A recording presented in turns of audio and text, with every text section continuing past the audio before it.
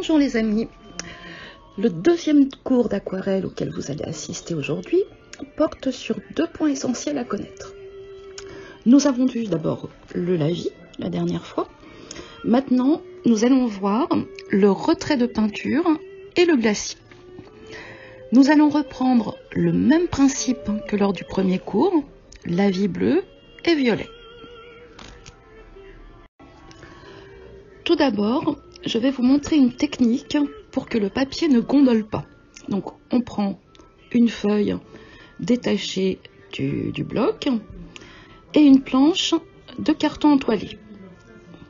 Voilà, on peut aussi utiliser une simple planche en bois. Moi, j'utilise toujours ma vieille planche de carton entoilé. On prend aussi du scotch de bricolage de façon à bien poser, fixer le papier sur la toile. Voilà, on appuie bien sur le carton entoilé pour que le scotch adhère bien. On tend bien le papier aussi. Voilà, sur tous les côtés, on vérifie que c'est bien droit, de façon à ce qu'on puisse avoir une jolie aquarelle à encadrer après. On trace la ligne. Alors, je mets mon crayon comme ça, en fait, pour voir les proportions, hein, qui sont toujours de 2/3, 1/3.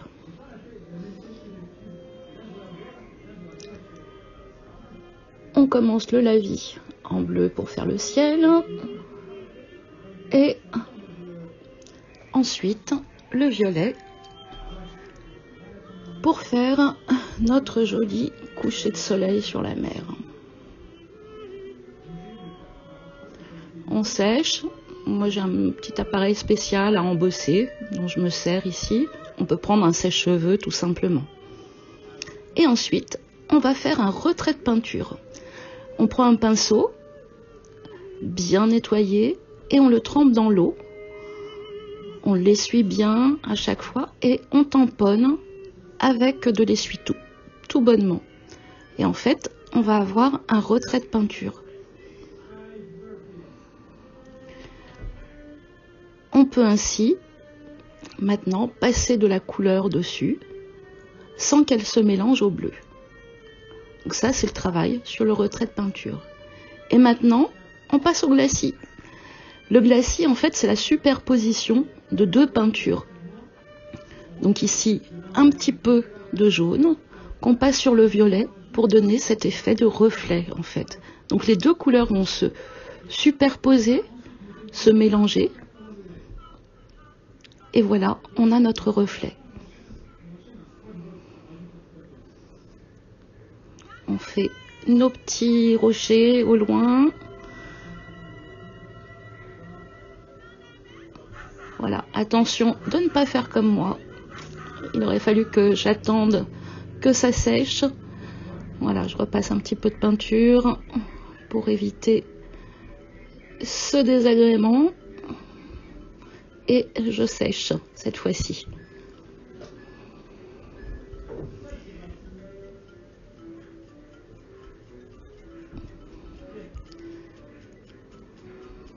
Alors, hop, on continue nos petits rochers et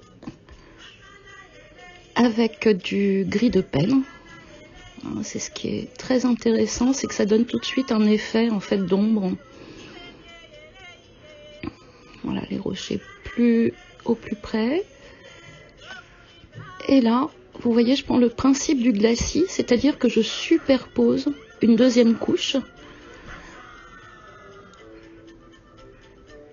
sur le violet. Et ainsi, on a le reflet du soleil et de la mer sur ces rochers.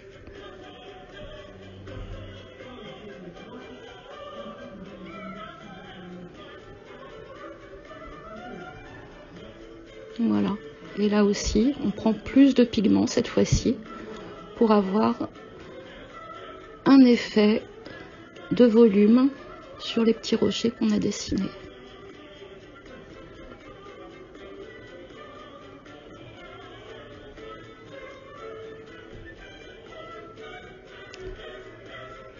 On essaye de refondre un petit peu parce que du coup, ça nous fait des petites auréoles tout autour, mais c'est pas l'intérêt.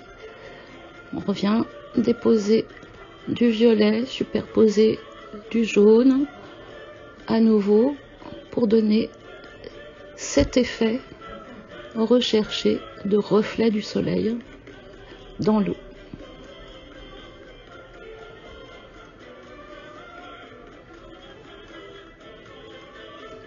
Et on repose une autre couche de marron cette fois-ci. Et en fait, quand les couches se superposent, vous voyez, elles font une autre couleur. À la limite, si on avait voulu faire, par exemple, du vert, on aurait pris le fond bleu et on aurait rajouté du jaune par-dessus. Ça nous aurait fait du vert, tout simplement, directement sur la palette, sur la feuille.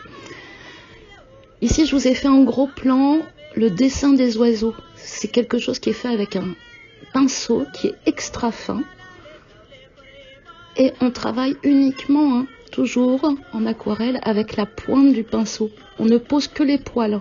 On n'écrase pas le pinceau sur le papier. Sinon, ça nous fait des petits paquets et c'est vraiment pas joli. Et voilà le résultat. Qu'est-ce que vous en pensez ?